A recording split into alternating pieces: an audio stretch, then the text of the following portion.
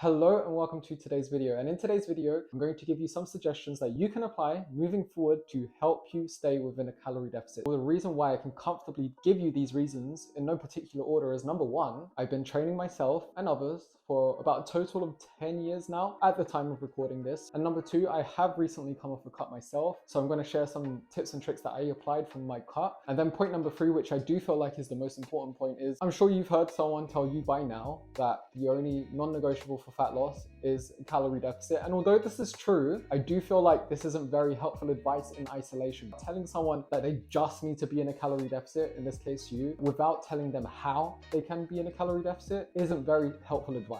So I'm going to explain the how in no particular order. Although before I share the different tips and tricks, I do want to say if you're not subscribed to the channel already, then please do subscribe. Otherwise, let's get stuck in. So first of all, I do want to say that this is not a be-all and end-all list. Now, the first tips I'm going to share are more general tips, and then I'm going to get into more specific switches that you could potentially make as well. And by more general tips, I do mean prioritize fruits and vegetables every day. I know the recommendation is 5 a day for fruit and vegetables, although I feel like that can be quite overwhelming for some people, potentially you included, especially if you're eating almost none at the moment. I'd recommend you aiming for like 3. Aim for 3 servings of fruits and of vegetables every single day. And again, that will make being in a calorie deficit that bit easier. And again, these few tips are just more general, so do bear with me. The second point is aim for at least 30 grams of protein with each meal. And the reason why I say this is because, again, I've worked with many people around the world by this point, and one common recurring theme is that most people are lacking in their protein intake when they come to me.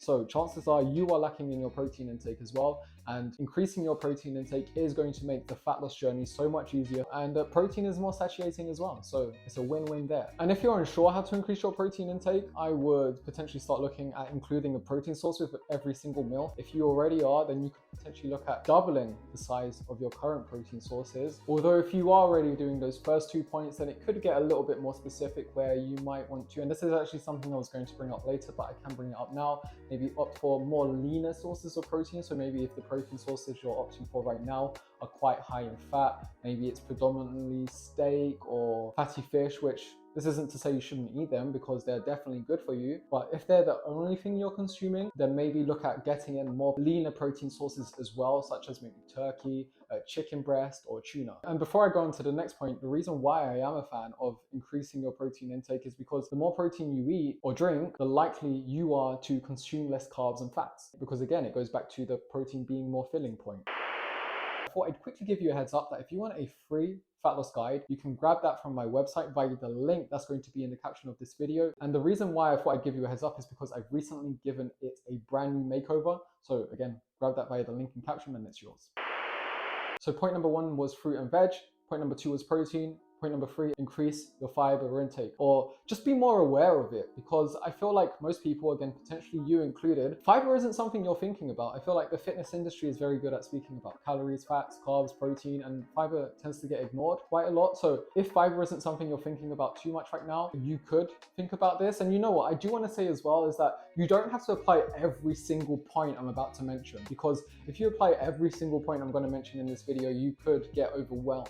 Again, I'm just sharing tips and tricks that I like to apply, or some of my Keros Online members like to apply. But again, increase your fiber intake because number 1, it's good for you. Number 2, is going to help with the reduction of diseases. And number 3, it's also going to be more filling. If I was to give you a more specific example, I like to start my day with a fiber bomb because it just sets me up nicely for the day. Like, I'm not really hungry by the time 11 a.m. gets around because I'm getting a good amount of fiber from the oats I'm having, which I'll then put in chia seeds with that, some mixed berries. I also add honey and some protein powder as well. Right now I'm having birthday cake flavor and it tastes very good, and again, it's a nice way to start the day. And then on to the next point, which is if you have takeaway, choose smaller portions. So one thing I can say now is that when you're on a fat loss journey, I don't expect you to exclude all your favorite foods. Chances are you are going to still go out to eat. You might still order takeaway every once in a while. So if you do that, instead of ordering maybe the large portion or even the medium portion, opt for the small portion. No one's going to die if you have a small portion instead of the typical medium or large. It might not sound like it makes much of a difference, but trust me, it does, especially if you are someone who's maybe having takeaway quite a few times a week. So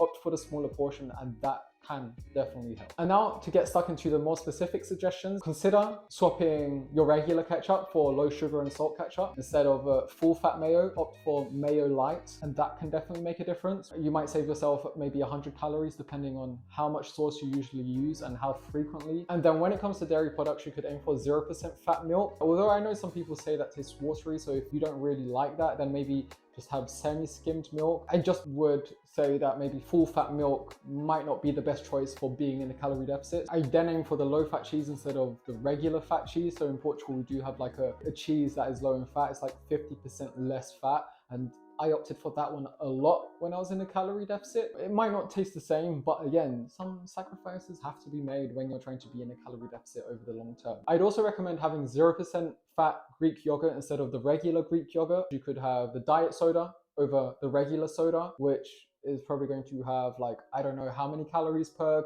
330 milliliter can, maybe over 100, whereas with the diet soda, it's 0 calories and no artificial sweeteners aren't going to kill you. They're not going to give you cancer.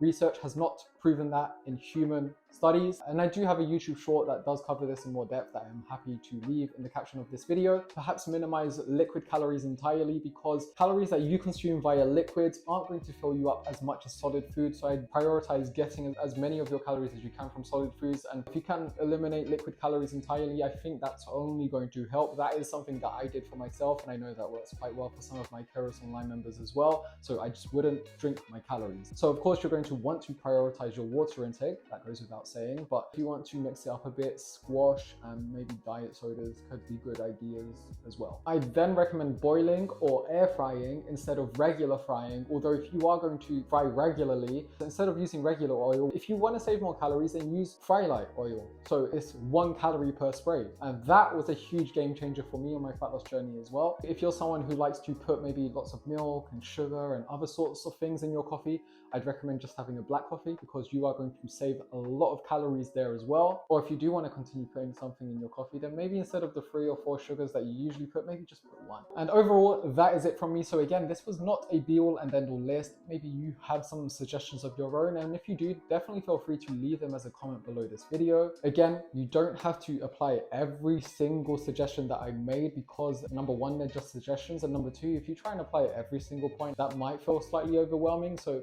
maybe just pick 3 or 4, be consistent with them over the long term, and they can certainly make a difference. And again, if you want that free fat loss guide, click the link in the caption of this video, subscribe to the channel if you haven't already, like and share this video with someone you know could appreciate it as well. Take care, and I'll see you around.